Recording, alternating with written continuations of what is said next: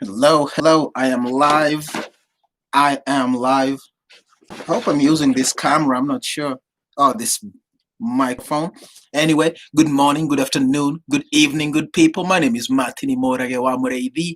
And today, June 14th, June 14th, I almost said, no, it's actually 15th. Yeah, it's 15th.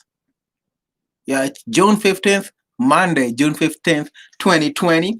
We'd like to welcome you all to another edition of an ongoing series. This series I'll be reading Niccolo Machiavelli, The Prince, translated by Tim Parks. This is the introduction, Tim Parks, right? The introduction to kind of set the setting for the book, the time period where around the politics, around the time of Machiavelli, the time period Machiavelli grew up, and the kind of man he was, and the family he came from, the community he came from, and it's a really good introduction. I read part one last night, and this is part two. Anyway, if you haven't subscribed, please subscribe to my channel, and that'd be much appreciated. Much appreciated. Anyway, if you haven't checked out part one, please go check it out because uh, a lot of the things in this second part might not make sense unless you see the first part. Anyway,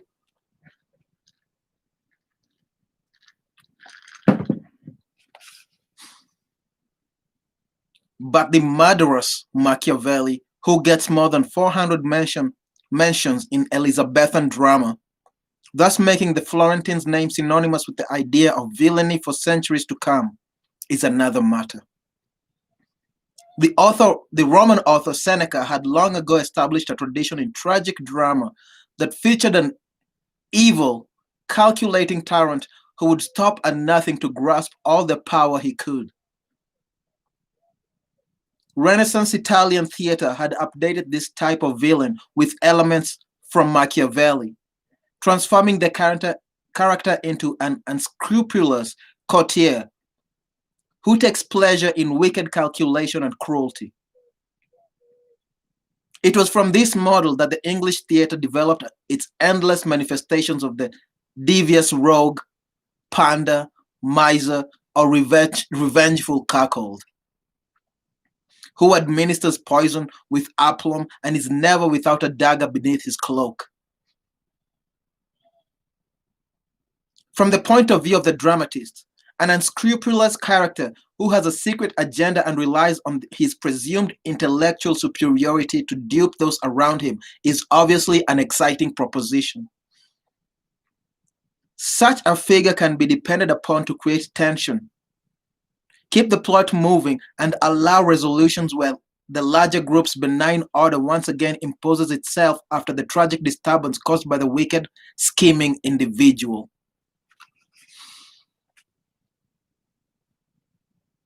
Beyond the superficial repulsion that the audience feels towards a character, be it Marlowe's Jew of Malta, Webster's Flaminio in The White Devil, or Shakespeare's Iago, there is also an undercurrent of excitement at the thought that it might be possible to take life entirely into one's hands, manipulate people and circumstances at will, and generally pursue one's selfish goals without a thought for moral codes or eternal damnation.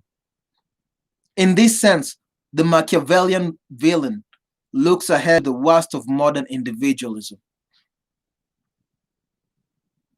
Then there was also, of course, the contrasting pleasure of seeing the clever schemer hoist with his own petard. As the years passed and the high tension of the Jacobean tragedy relaxed into the comedies of Ben Jonson and his contemporaries, the evil Machiavel became a pathetic failure whose complacently wicked designs inevitably and reassuringly led to his making a fool of himself. Fading out of British drama in the mid-17th century, this stock figure is still resurrected from time to time, most recently and hilariously in Rowan Atkinson's Blackadder, a character who adds a visceral cowardice to the already long list of Machiavel's vices.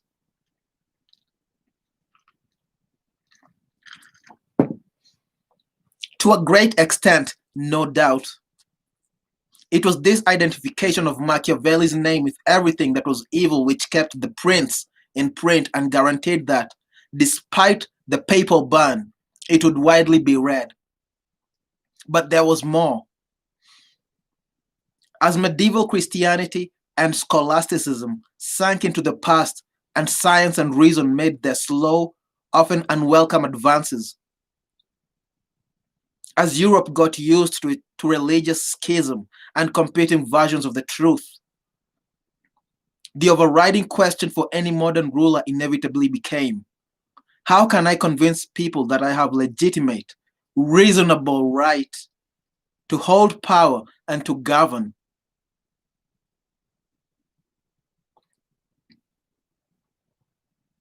In England, Charles Stuart would insist on the notion that kings have a divine right. This at a time when so many English monarchs had seized their crowns by force and cunning. Curiously enough, Charles's greatest antagonist, Cromwell, felt that he too had a direct line to God and legitimacy, but through belief and piety rather than family and inheritance.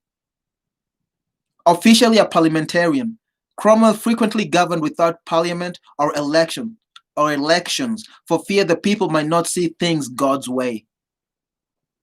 Meantime, across Europe, the princes and princesses of ancient noble families took to marrying and remarrying each other in an ever-thickening web of defensive alliances, as if density of blood and lineage might offer protection against the threat of usurpers or, worse still, republicanism and democracy.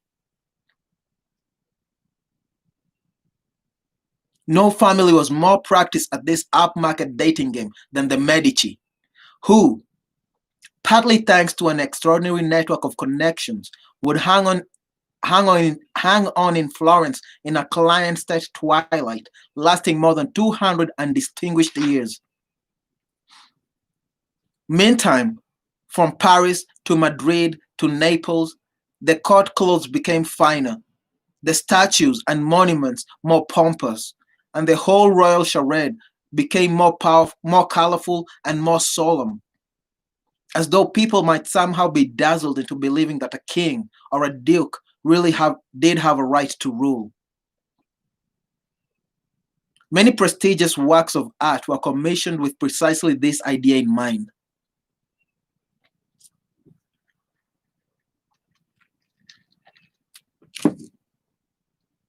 But most of all, Europe's rulers worked hard to put a halo round their crowned heads, to appear religious and at all costs to uphold the faith, sensing that this too would bolster their position and draw attention away from the mystery of their privileges. Later still, particularly after the French Revolution had destroyed any illusions about the rights of monarchs, the rather desperate card of respectability was played. Members of court, Napoleon ordered, shortly after usurping power, must attend soirees with their wives to appear respectable and avoid gossip. The death of conversation, Talleyrand opined. Certainly, when a leader has to rely on appearing respectable to claim legitimacy, he is on thin ice indeed. To this long drawn out conspiracy of pomp and pious circumstance, Machiavelli's little book was a constant threat. It reminded people that power is always up for grabs, always a question of what can be taken by force or treachery, and always, despite all protests to the contrary, the prime concern of any ruler. In their attempt to discredit the prince, both religious and state authorities played up the author's admiration of the ruthless Borgia, and never mentioned his perception that in the long run a ruler must avoid being hated by his people and must always put their interests before those of the aristocracy, Excuse me. The people are so many, Machiavelli reflected, that power ultimately lies with them. Liberal and left wing thinkers were not slow